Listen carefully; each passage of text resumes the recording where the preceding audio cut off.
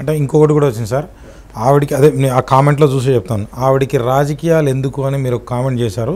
ఇంకోటి ఏమన్నారంటే ఆవిడ, నేనే అడిగాను సార్ ఆ ఇంటర్వ్యూలో కూడా, ఆవిడ అర్ధాంగి కాదా, అర్ధాంగి అని అడిగినప్పుడు అర్ధాంగే కానీ అర్ధాంగి అంటే ఎలా ఉండాలి మంచిగా అది చెప్పారు సార్. అంటే ఇప్పుడు అదే కామెంట్లో కానీ బూడిది గుమ్మడికాయ పెట్టి దిష్టి తీయాలి, రాగానే చల్లగా మజ్జిగ ఇవ్వాలి, ఇంత నిమ్మకాయ వేయాలని ఏదో చెప్పారు.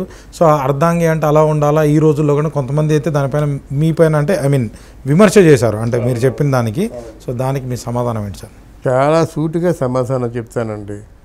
లక్ష్మీ పార్వతి గారు ఎవరిని కాదన్నా సరే ఎన్టీ రామారావు గారి తాలూకు మొదటి భార్య.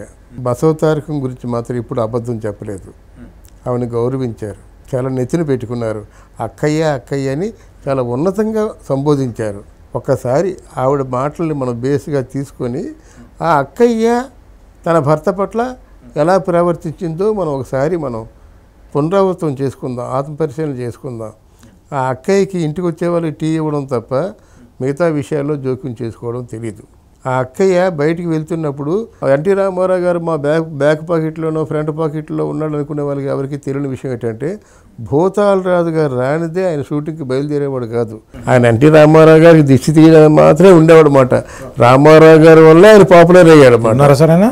ఇప్పుడు లేరనుకుంటానండి. ఎందుకంటే భూతాలరాజు అంటే కేవలం రామారావు గారికి వెళ్ళే ముందు పుచ్చకాయతో దృష్టి తీసి ఆ తారకం ఉన్నట్టయితే అప్పుడు ఆ తారకం ఎదురొచ్చినట్టయితే అలా షూటింగ్కి వెళ్ళేవారు అన్నమాట. మళ్ళీ తర్వాత ఎవరిని కూడా ఏ విషయంలో కూడా జోక్యం చేసుకోవడం తెలీదు. రామారావు గారి కుటుంబంతో పాటు చిన్నాయన కుటుంబం కూడా ఉండేది. ఎవరు? లక్ష్మీబాయి గారి కుటుంబం ఉంది, మహాలక్ష్మి లక్ష్మీబాయి అంటుంటారు. ఆ కుటుంబం కూడా ఉండేది. ఉమ్మడి కుటుంబం ఉంటుండగా తమ్ముడు కుటుంబంలో ఉన్న వాళ్ళందరినీ తన పిల్లల్లా చూసుకొని తమ్ముడిని కూడా ప్రాణప్రదంగా చూసుకున్నట్టయితే ఎంత మహాసాధ్వి కాకపోతే పొరపచ్చాలు లేకుండా ఆ కుటుంబంలో నెగ్గుకు వస్తుంది చెప్పండి. ఇక సహజంగా అన్నదమ్ములు ఇద్దరు కలిసి ఉన్నప్పుడు, తోడుగోడలు కలిసి ఉన్నప్పుడు ప్రతి చిన్న విషయానికి గొడవలు వస్తాయి. ఆవిడ ఎంత బ్రాడ్ మైండ్ కాకపోయినట్టయితే గొడవ పెట్టుకోవడానికి ఏముందండి? నువ్వు డబ్బు మందేమిటి, తమ్ముడు నీ ప్రొడ్యూసర్ ఏమిటంటే ఏం చెప్తాము? డబ్బు మందేమిటి, వాళ్ళకి జలసాలు షికారులు ఖర్చులు పెట్టుకుంటారంటే ఏం చెప్తాం? గొడవ రాదు. అదేమిటది నువ్వు కష్టపడుతుంటే ఆయన ఏంటి ప్రొడ్యూసర్స్ కౌన్సిల్కి 15 సంవత్సరాలు చైర్మన్గా ఉన్నాడు అంటే నా రాదు? అడగండి, మీకు ఏదైనా సందేహం ఉంటే నివృత్తి చేస్తాను నేను. అంటే అక్కడ నేను బసవతారకం గారి తాలూకు అంటే పరిపక్వత, ఆవిడ ఆ ఎంత మెచ్యూర్డ్గా వ్యవహరించకపోయినట్టయితే ఇంట్లో ఉమ్మడి కుటుంబం స్వీట్ హోమ్లాగా ఉంటుంది. ఆ ప్రవర్తన మీరు ఆ విధంగా మీరు మసలుకున్నారా? ఎందుకంటే మనం ఎవరిని అనుసరిస్తాము? మన మనసుకు ఇష్టమైన వాళ్ళని అనుసరిస్తాము. మీ మనసుకు అత్యంత మీరు ఆరాధనాభావం ఉన్నటువంటి అభిమాన ధనం మూటగట్టుకున్నటువంటి వ్యక్తి ఎవరంటే బసవతారకం గారు. వారిని అనుసరించవచ్చు కదా.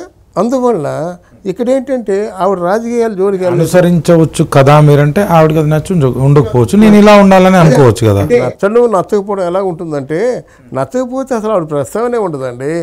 ఆ మొదటి భార్య చాలా తిప్పలు పెట్టిందండి, ఎన్ని హింసలు పెట్టింది. నేను జీవితంలోకి వచ్చిన తర్వాత ఆయన ఎందుకో సుఖశాంతులు ఉన్నాయి, కానీ అంతకుముందు ప్రతి ఒక్కరు చెప్పే మాట అది కదా.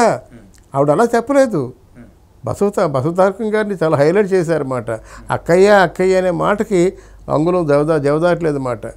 అంత భక్తి ప్రపత్తులతో ఉన్నారు ఆవిడ.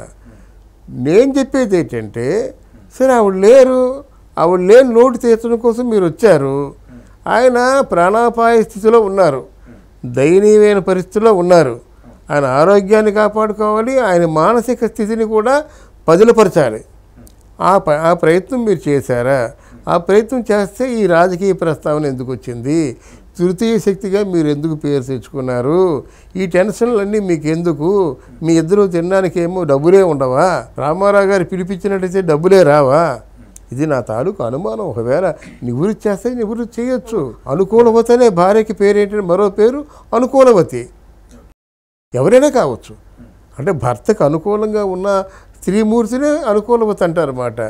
కనుక నేను కూడా అదే ప్రస్తావించడం జరిగింది. ఆ విషయంలో ఆవిడ తప్పు ఒప్పో ఓకే, అది లక్ష్మీపార్వతి గారి ఇష్టం, లేకపోతే మీరు చెప్పినట్టు ఉండాలో లేకపోతే ఆవిడ ఉంటుంది అనేది పాయింట్. కానీ ఆవిడకి రాజకీయాలు ఎందుకు అంటే ఒక లేడీ అయి ఉండి లేకపోతే ఒక స్త్రీ అయి ఉండి రాజకీయాలు చేయొద్దా అనే కామెంట్ వచ్చింది. ఇప్పటికీ ఆ కామెంట్ ఉంది, మీరు చూడొచ్చు. దాంట్లో లక్ష్మీపార్వతి గారి తరఫున కామెంట్ చేసే వాళ్ళకి నేను చెప్తున్నాను, ఒక క్షణం మనసు పదిలపరుచుకొని మీరు ఆలోచించండి. రాజకీయాలు అవసరమా అని ఎందుకు చెప్పానంటే, అసలు ఆ వారిని బ్రతికించుకోవడం కోసం వచ్చిన వ్యక్తి ఆవిడ, ఆయన్ని ప్రాణాలిచ్చి కాపాడుకోవడం కోసం వచ్చిన వ్యక్తి. ఫర్ ఎగ్జాంపుల్ జూనియర్ ఎన్టీఆర్ని చాలా కాలం జూనియర్ ఎన్టీఆర్ తాలూకు మొత్తం ఎన్టీఆర్ కుటుంబం కలుపుకోలేదు. మరి ఈరోజు మా వంశ ప్రతిష్టను నిలబెట్టినటువంటి వ్యక్తి అని అంటం లేదు.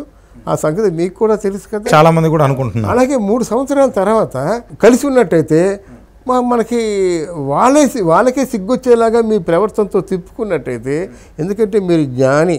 అంటే రామారావు గారు అయితే కొంత దగ్గరికి రానిచ్చేవారు. అప్పట్లో 10-12 సంవత్సరాలు ఉన్నప్పుడు ఒక మూవీ సినిమా రామాయణం, ఒక బాలరామాయణం అనేది సినిమా అయితే తీశారు. వ్యక్తిగతమైన ప్రవర్తన కూడా మీ జ్ఞాని, పుస్తకాలు చదువుకున్నారు, వేదాంతం.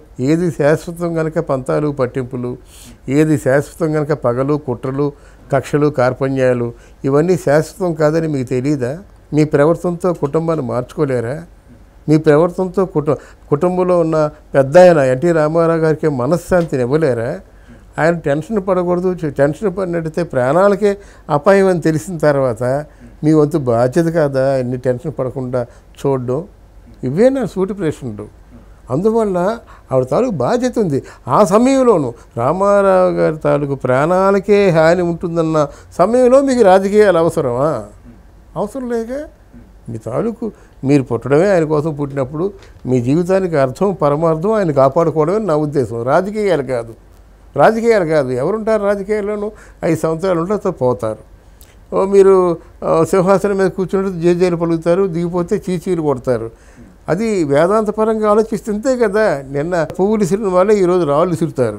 కనుక ఇది అశాశ్వతంగా ఉన్నటువంటి ఈ పరిణామాన్ని మీరు దృష్టిలో పెట్టుకొని ఎందుకు అలజడి సృష్టించారు, ఎందుకు ఆందోళన కలిగించారు? ఇదే నా బాధ. ఒక ఎన్టీ రామారావు గారి తాలూకు అభిమానిగా నేను ఎన్టీ రామారావు గారి అభిమానం కాను, ఎన్టీ రామారావు గారి జీవితాన్ని ఎంత క్షుణ్ణంగా ఎంత దగ్గర నుంచి చూశానో నాకు ఇప్పుడు చిన్నాయన ఫ్యామిలీ ఉంది, ఫ్యామిలీ మెంబర్స్ అందరూ ఉన్నారు. ఇప్పుడు ఎవరిని చెప్పమంటారు చెప్పండి? ఇప్పుడు ఆ కళ్యాణ్ చక్రవర్తి చెప్పించమంటారా? లేకపోతే ఇప్పుడు చిన్నాయన తాలూకు మన విజయం ఉంది, తర్వాత ఏమో నిలయం ఉంది, సాయం ఉంది, జర్మనీ తాలూకు. వీళ్ళందరూ కూడా నన్ను చూసిన వాళ్ళు. ఆ ఇంట్లో నన్ను చూసిన వాళ్ళు. అప్పుడు మనకి సాయిబాబా పిటి ప్రసాద్ ఉండేవాడు, వీళ్ళందరూ భూతాలరాజు గారు ఉండేవారు, ఈ మోకా రామారావు ఉండేవాడు. అందరూ ఒక కుటుంబ సభ్యుల్లో మసలుకునేవారు. ముత్తు ఉండేవాడు, డ్రైవర్ కృష్ణ ఉండేవాడు. వాడికి ఆ మామూలు ఉండేవాళ్ళన్నమాట. ఉండి బాగా నవ్వుకుంటుండేవాళ్ళు, ఇంత హ్యాపీగా మేము కాలం గడుపుతూ ఉండేవాళ్ళు, అతి దగ్గరగా గమనిస్తుండేవాళ్ళు. నా అదృష్టం ఏంటంటే ఇంట్లో ఉండడమే కాకుండా సినిమాలు కూడా పనిచేశారు.